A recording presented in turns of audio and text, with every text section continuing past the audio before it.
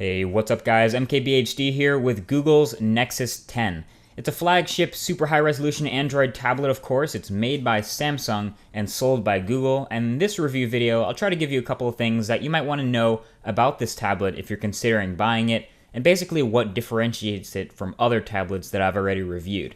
The first differentiation is on the outside, the design and the build. And this is an interesting combination of specs on this tablet. On the outside, you have a hardened plastic build that feels pretty good in the hand. It's pretty lightweight, about 600 grams.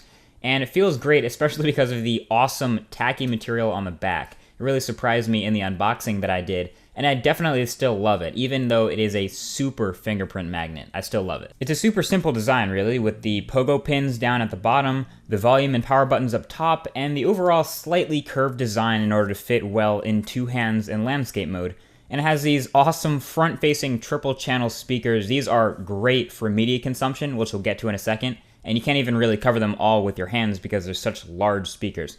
Something also that's weird about the volume buttons is when you go from landscape to portrait mode, the volume buttons are backwards, so the top brings volume down and the bottom brings volume up, so that's something you'll have to get used to, a little quirky. At the top of the back here is a removable panel with magnets underneath for a future smart cover-like accessory that hopefully Google will start selling in the Play Store very soon. There's also a 5-megapixel camera and flash in the middle, which actually takes some pretty decent shots, but then again, why would you take pictures with the tablet? Anyway, below that is a 9,000 milliamp hour battery, which easily lasted me days on end with medium use. It did take a little extra time to charge because it's such a big battery, but it was worth it, and you got about 5 hours of screen on time. The next thing you should know about this tablet is the internals. This guy's rocking an Exynos 5 dual-core CPU with the Mali T604 GPU, 2 gigabytes of RAM, and up to 32 gigabytes of sealed storage. Benchmarks indicate that this is a mid-range device with solid power, basically, but these benchmarks don't exactly translate well into real-life performance.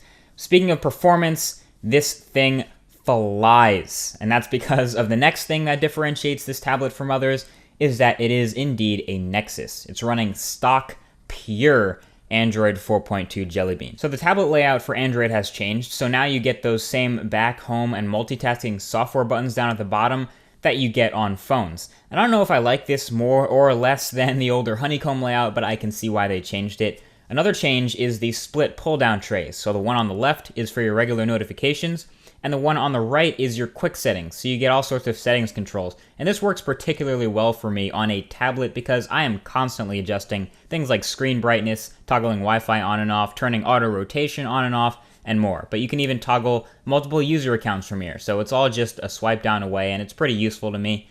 Also, as usual, I'll reference you guys to my video linked down below in the description below the like button on this video, in which I cover everything that is new in Android 4.2 Jelly Bean.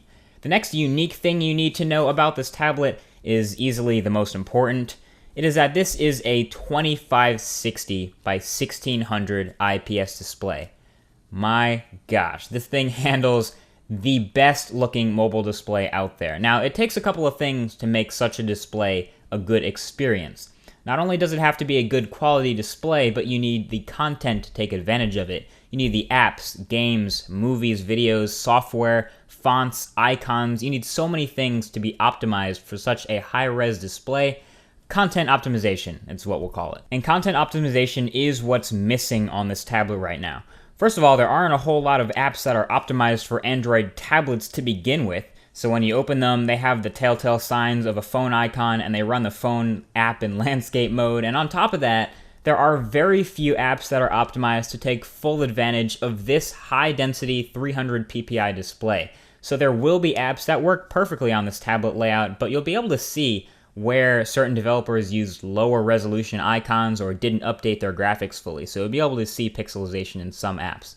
That being said, the apps and games that do work and are optimized for tablets and are optimized for this display look phenomenal. Especially with text, you'll see text in something like Google Books or Google Play magazines. They are the most impressive parts of when you're looking at things that are optimized for this display.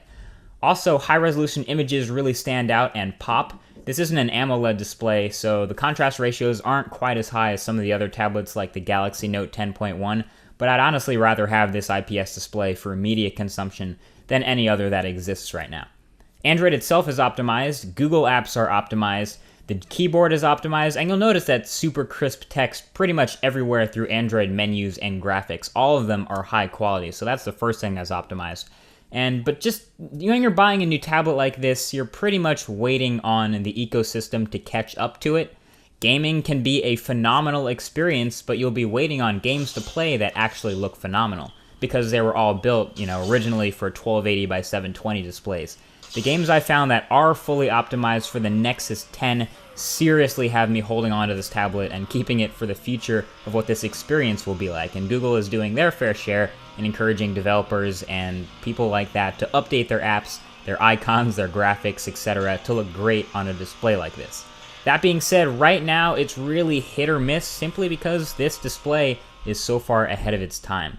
Either way, the Nexus 10 is in stock right now. As soon as I'm doing this narration right now, it is in stock in the Play Store, so don't even waste your time. Check it out. The link is below this video. 4G Nexus 10 might be the dream, but there is only a Wi-Fi only model of this guy for now. To wrap it all up, this is an excellent tablet for an excellent price, just enough ahead of its time for it to become its biggest weakness for now. If you guys have any questions or anything you want to know about this guy, feel free to leave that in the comments section below where you can see me answering them. And if you want to see more videos like this, go ahead and subscribe. That's it. That's the Nexus 10. Thank you for watching, and I'll talk to you guys in the very next video. Peace.